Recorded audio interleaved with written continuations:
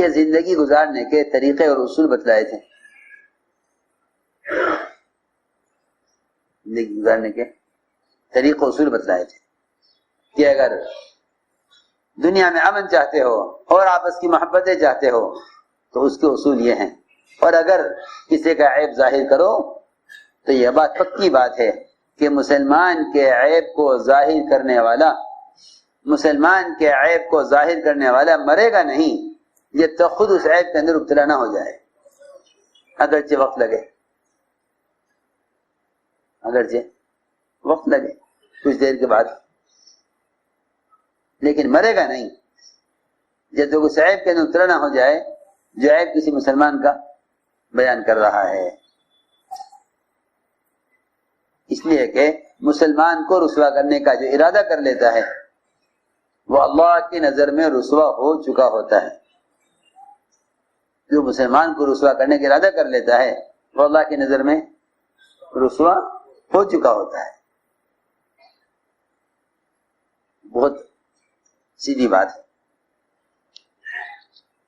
اس لیے فرمایا کہ مسلمان کے فعل کی گناہ کی تعویل کرو کہ نہیں یہ ایسا نہیں کر سکتا، ایسا نہیں ہو سکتا، وہ کہے گا نہیں جی ایسا میں نے کیا ہے کہ نہیں مسلمان ایسا نہیں کر سکتا۔ دیکھو تو صحیح، علی رضی اللہ تعالیٰ عنہ نے ایک چور کے چوری کے اعتراف کے بعد بھی اس کے ساتھ کیا معاملہ کیا؟ چور کے ساتھ چوری کا اعتراف ہونے کے بعد بھی چور کے ساتھ کیا معاملہ کیا؟ آج کل کے لوگوں کا تو مزاج یہ بن کر رہ گیا کہ وکالت پڑھو اور اخبار پڑھو، جی ہاں اخبار پڑھو وکالت پڑھو،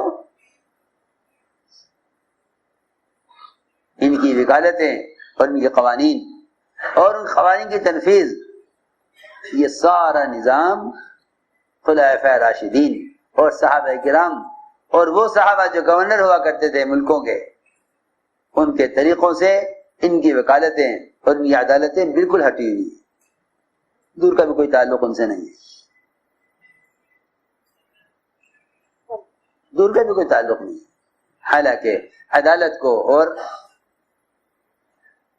قوانین کو سمجھنے کے لیے اور ایک مومن کو گناہ سے بچانے کے لیے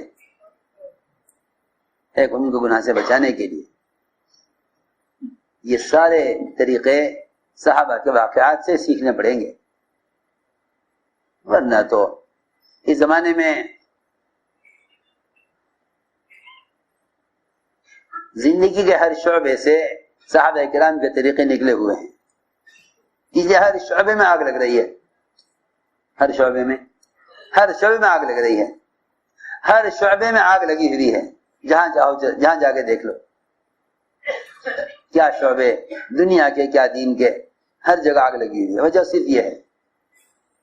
صرف یہ ہے کہ ہم صحابہ کرام کی سیرت اور ان کے طریقہ کار سے ہٹے ہوئے ہیں۔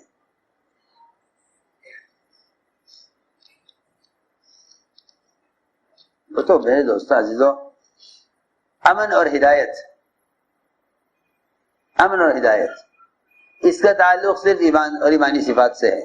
اگر ایمانی صفات نہیں ہیں تو پھر امن اور ہدایت کا ماحول نہیں ہوگا۔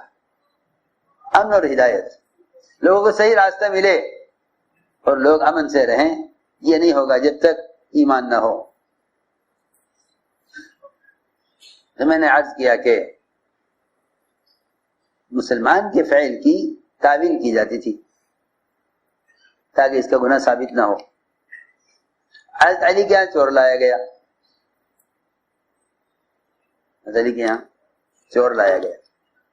کیا چرایا؟ کہ جی اونٹ چرایا ہے۔ کیا چرایا؟ اونٹ چرایا، کہ اونٹ چرایا۔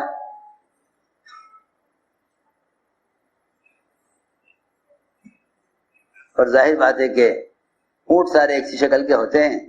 حضرت علی رضی اللہ عنہ نے سب سے پہلے تو ایک چور کو چوری سے بچانے کے لیے ایک بات یہ فرمائی کہ ارے بھائی اونٹ سارے ایک سی شکل کے ہوتے ہیں، جلدی میں تم اپنا سمجھ کر کھول رہے ہوں گے، وہ دوسرے کا نکلا، اس نے تمہیں چور بنا دیا. سمجھے؟ اونٹ سارے، اے بھائی سونے والوں، اونٹ سارے ایک شکل کے ہوتے ہیں، اونٹ سارے ایک شکل کے ہوتے ہیں. تم اپنا سمجھ کر کھول رہے ہوگے، اور دوسرے کا نکلا. اس نے کہا نہیں جی ایسا نہیں ہے، میں نے دوسرے کا سمجھ کر ہی کھولا تھا، میں نے دوسرے کا سمجھ کر. ایسے فرمایا اچھی بات ہے، بلاؤ جلاد کو، ہاتھ کاٹنے والے کو. وہ آ گیا، ساری تیاری ہو گئی. علی رضی اللہ تعالی عنہ مجلس سے اٹھ کر چلے گئے، مجلس سے اٹھ کر چلے گئے، اٹھ کر مجلس، اور کہہ کر گئے کہ میرے آنے تک کچھ مت کرنا. لوگ انتظار میں کہتے ہیں کب تشریف لائیں گے، کب حکم دیں گے. علی رضی اللہ تعالی آئے اور آ کر چور سے اس طرح بات کی گویا ابھی تک اس سے کوئی ملاقات نہیں ہوئی. چور سے فرمایا کیا بات ہے بھائی، کیا تم نے چوری کی ہے؟ ایسی بات کی جیسے اب اس سے پہلے کوئی بات ہی نہ ہوئی ہو. اس چور نے کہا نہیں جی میں نے چوری نہیں کی، میں نے چوری نہیں کی. فرمایا جاؤ چھٹی. ہاں جاؤ. تو نہیں کیا ہوا، آپ نے اس کو چھوڑ دیا، آپ نے اس کو چھوڑ دیا. حضرت نے فرمایا کہ ہاں میں نے اس کو پکڑا تھا اس کے اقرار کرنے کی وجہ سے، اور چھوڑ دیا اس کے انکار کرنے کی وجہ سے. وہ انکار کر رہا، ریکنسٹرکشن آف امہ، وہ انکار کر رہا ہے کہ میں نے چوری نہیں کی، میں نے پکڑا تھا اس کو اس کے اقرار پر، چھوڑ دیا اس کے انکار پر. کہ مومن کہہ رہا ہے کہ میں نے چوری نہیں کی، مومن کہہ رہا ہے میں نے چوری نہیں کی. سنو، مومن کو چاہیے کہ مومن کے عذر کو قبول کرے، مومن کو چاہیے کہ مومن کے عذر کو قبول کرے. سنو غور سے بات، مومن کو چاہیے کہ مومن کے عذر کو قبول کرے. یہ نہ کہ نہیں تم جھوٹ بول رہے ہو. ہاں، کیونکہ چوری ثابت نہیں کرنا ہے، چوری ثابت نہیں کرنی ہے. مومن سے چوری ثابت نہ ہو اس کی کوشش کرنی ہے. اس زمانے میں گناہ ثابت کرنے کی کوشش کی جاتی ہے، اس زمانے میں مومن کو بچانے کی کوشش کی جاتی تھی. مومن کو ڈوبنے سے بچاؤ، اس کو ڈوبنے سے بچاؤ. اس زمانے میں ڈبونے کی کوشش کی جاتی ہے، اس زمانے میں بچانے کی کوشش کی جاتی تھی. اس زمانے میں، اور اس کی وجہ یہ ہوتی ہے کہ آدمی دوسرے سے بہتر بننے کے لیے دوسرے کو برا بنانے کی کوشش کرتا ہے. یہ اصل بات ہے. جب آدمی کے اندر کبر اور عجب آ جاتا ہے تو وہ چاہتا ہے کہ دوسرے آدمی کو برا ثابت کرو تاکہ تم اچھے ثابت ہو جاؤ، تاکہ تم اچھے ثابت ہو جاؤ. بس اس کے علاوہ کوئی وجہ نہیں ہے. اس کے علاوہ کوئی وجہ نہیں ہے کہ ایک مومن کو برا ثابت کرو اپنے آپ کو اچھا ثابت کرنے کے لیے. میں عرض کر چکا ہوں کہ جب کوئی مسلمان کسی مسلمان کو رسوا کرنے کا ارادہ کر لیتا ہے تو اللہ کی نظر میں وہ رسوا ہو چکا ہوتا ہے.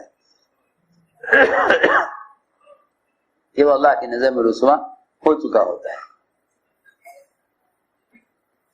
اس لیے فرمایا کہ مومن کے بارے میں ہمیشہ اچھا گمان کرو، اور مومن کے گناہ کو ثابت نہ ہونے دو، مومن کے گناہ کو ثابت نہ ہونے دو.